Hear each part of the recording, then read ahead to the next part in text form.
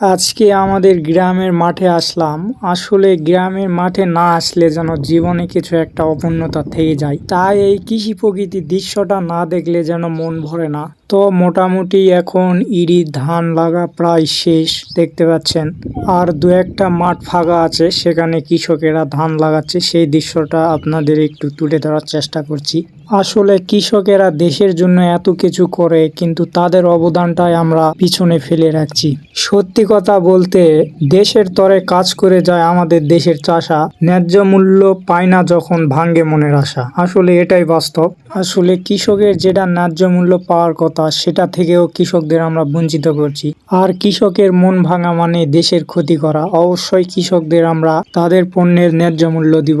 তো দেখতে পাচ্ছেন কৃষকরা কত কষ্ট করে ধান লাগাচ্ছে, এবং রোদ বৃষ্টি ঝড় তাদেরকে হার মানায় না। তারাই হচ্ছে প্রকৃতভাবে একজন আসল হিরো।